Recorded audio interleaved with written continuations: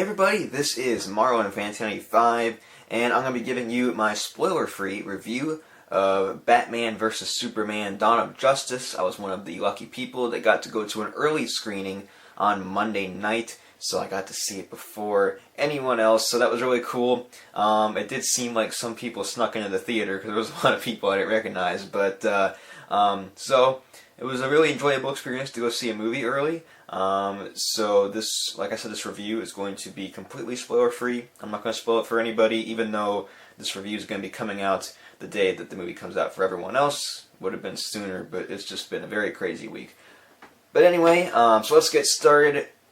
I'm just going to go ahead and say that the audience loved it. There was like 3 or 4 times when they just applauded like it's something that happened in the movie.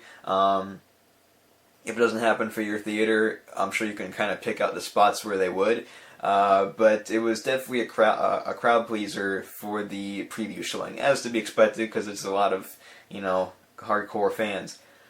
So, diving right into the movie, I'm just going to say that the opening sequence is just beautifully done. It was a masterpiece. It was, I was like in awe of just the cinematography was just, I loved it. It was just such a great opening to the movie. Very simplistic, but just very well done, and it was just, it got me right into the movie. So, how was Ben Affleck as Batman? I thought he was better than Christopher Nolan's Batman with Christian Bale. I just really loved the way he portrayed the character. I thought he was just this real, like, hard-nosed, no-nonsense type of Batman, and I just really think he nailed it.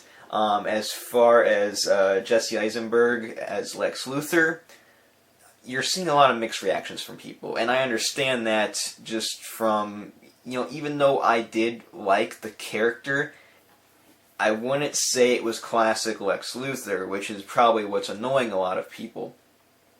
He's a little bit more kind of crazy and little off the deep end. But it's still a good menacing character, so I liked him. I thought he had some pretty cool moments, and I think he did a good job.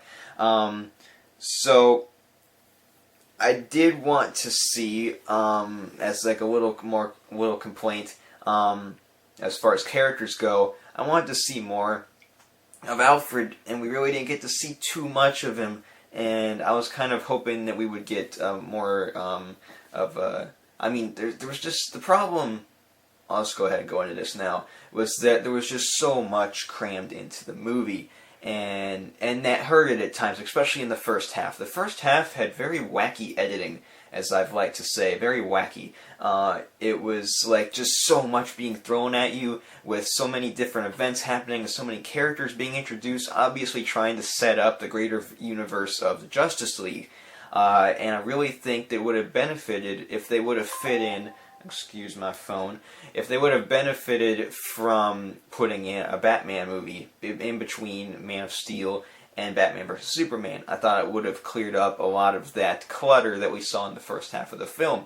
Now, once it moved over to the second half of the film, it got a lot more clear in the direction of the story, which made it a lot easier to follow and a lot more enjoyable. See, the first half of the movie was the big setup, trying to get so much information crammed into this movie, and that is why it was 2.5 hours long, just because there was so much they had to put in this movie if they wanted to have Justice League next.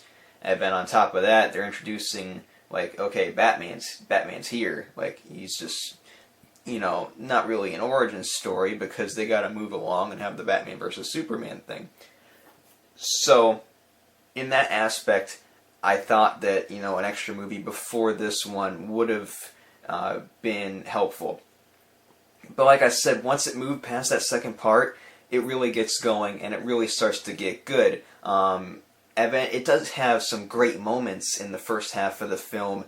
Just like I said, it just gets a little cluttered and a little crazy at times as far as editing goes, just because they're going from scene to scene to scene to scene. It just, you really have to kind of pay attention in a way, not where you're trying to figure out what's going on, but it's just like, there's just a lot of stuff happening. But like I said, the second half pretty much solves that.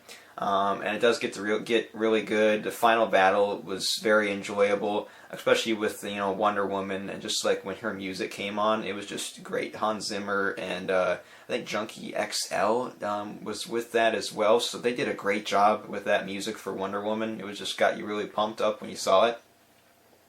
And then the ending kind of dragged on a little bit, which I guess was kind of necessary, but they could have cut out a little bit. But you'll understand why it needed to be stretched out a little bit once you see the film. But I feel like it should have been a little bit shorter. But there's just small complaints there. So I'm going to go ahead and give this film a solid 8 out of 10. I really enjoyed it. I thought it was a lot better than Man of Steel. I know a lot of critics and other people think that, oh, it's worse than Man of Steel. Definitely not worse than Man of Steel in my book. I thought it was definitely improvement. The only problem was they just tried to push so much into one film that it got a little hectic. And it wouldn't be if they set up more in a previous film and then dove into Dawn of Justice. That I feel would have fixed a lot of problems, and it was just them wanting to rush into a Justice League movie, which I really think they should have taken their time with it. But overall, I really enjoyed it. I thought it was just a bunch of fun watching it, especially being that early and being with a crowd that's that into the movie and the franchise. So I want to know when you guys see it. Let me know in the comments section below how you liked it. Let's try to go easy on the spoilers for a little bit, just so that people want to come to the no spoiler review, then they can not get spoiled. Right? But you would probably assume not to go in the comments of anything at this point anyway, because people don't like to keep their mouth shut. But as evident with Star Wars, I'm so glad I got away with not hearing. So that just about does it for my spoiler-free review. I am thinking about doing a spoiler talk with my friend Marvel144, who saw the movie with me early. He is kind of a little bit more knowledgeable with the DC universe than I am. Not too much, but a little bit more. So we're going to be talking about some spoilery things, so you can look forward to that. Should be coming up within the next week or two. It's kind of a busy week for me, so we'll see what happens.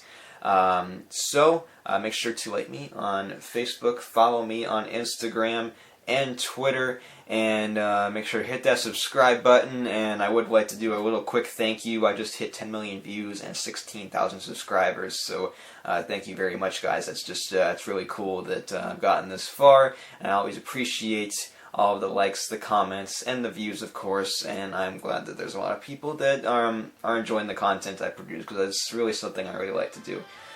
So, until next time, I am Alfred 1995. See you guys.